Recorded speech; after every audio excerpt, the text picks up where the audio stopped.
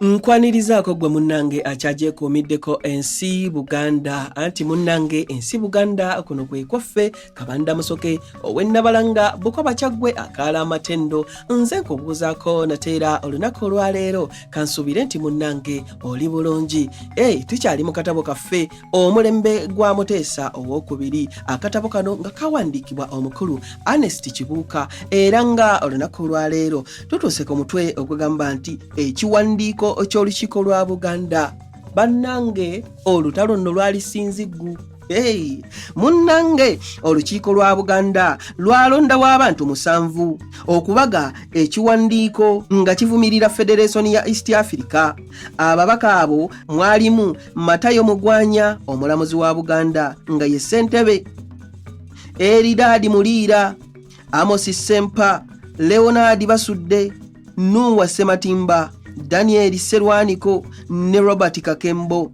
Ekiwandiiko kyalimu ensonga enkulu 3 era nga ensonga esookera ddala okuwakanyiza ddala Buganda okugattibwa mu matwale ga East Africa mu by'obufuzi. Ensonga ey'okubiri okusaba Buganda ejjibwe mu ofiisi y'amatwale ezzibwe mu Foreign Office. Endagaano ya 1894 n'eya 1900 gye zaakolerwa. Ensonga ey'okusatu okusaba wateekebwewo ekiseera ekigere Buganda okuweebwa okwefuga ng'eri mu British Commonwealth. Munnange ekiwandiiko ekyo kyaweerezebwa gavana nga tannagenda Bungereza okuteesa n'omukulu w'amatwale ku by'ebbaluwa ya Kabaka. Era olukiiko lwawa Kabaka amagezi agire ng'alindako okulonda ababaka ba Legiko. Gavana yakomawo okuva e Bungereza ng'ennaku z'omwezi 27 omwezi gwa Okitoba 1953 era n'alabaganamu ne Kabaka n'amukwasa omukuuku gw'ebbaluwa eyava ew'omukulu w'amatwale okumumanyisa gavumenti ya Queen bye yali esazeewo ku byali mu bbaluwa ye eyanga 6 Agusito 1953. Mu bufunze okusalawo kwa gavumenti ya Queen kwe kwali bwe kuti: ekisookera ddala okwongera obukakafu ku bya Federation.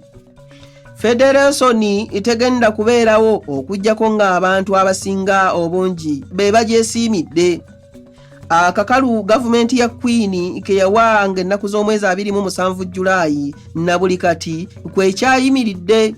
N'olwekyo terina kirowoozo kya kussaawo Federation mu kiseera kya kaakati oba ekirala okutuusa ng'endowooza y'abantu ekyuse.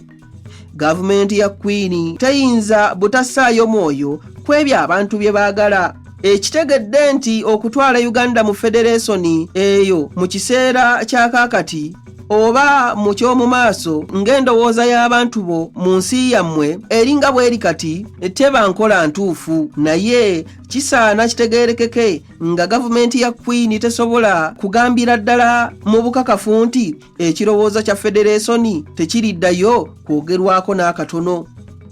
Ensonga endala, Buganda okuzibwa mu Foreign Office. Kirabika ng'ensonga eno tewagitegeera bulungi. Foreign Office evunaanyizibwa kukola nsonga z'amawanga agatali mu Commonwealth. Wagamba nti Buganda eri mu kiti kya Protected State ng'ekuumwa bukuumwa gavumenti ya Queen. Naye kino si kituufu. Buganda emu ku provinces eziri mu Uganda Protectorate. Buganda ne bwe yandibadde Protected State era ensonga zaayo zandibadde zikolebwako Colonial Office. Wayogera ku ndagaano eza 1894 n'eya 1900.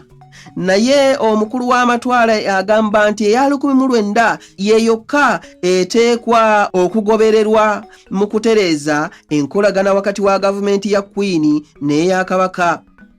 Wagamba nti okukyusa ensonga za Buganda ne zidda mu Colonial Office okwaliwo mu 1922 kwassa wansi obukulu bwa Buganda.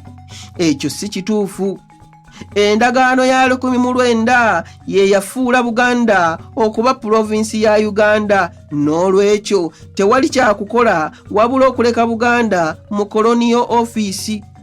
Okuzza ensonga za Buganda mu Foreign Office tekyanditaddewo njawulo ku bya Federation, kubanga ensonga enkulu ng'ezo zisalibwawo gavumenti yonna awamu, oluusi nga n'olukiiko lumaze kukikkiriza, so tezisalibwawo kitongole kimu ekya Foreign Office.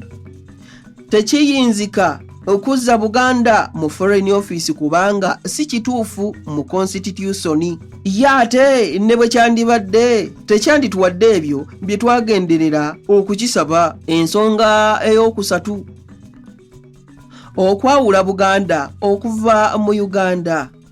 Kituufu Buganda okusigala mu British Commonwealth kubanga Buganda okwesalako n'obutabeera na babaka mu legiko eringa eyeetuga yokka, anti ebyenfuna byayo bijja kufa biggweewo. Ebyomugaso bingi bizze bikuzibwa mu Buganda nga bigendera wamu n'ebya Uganda yonna. Ate era abantu bammwe nga bwe balina obumanyirivu obusinga ku bw'abalala mu byobufuzi ne mu birala, kisaana beeyongere okutwala omugabo gwabwe mu kutereeza ebya Uganda eyawamu.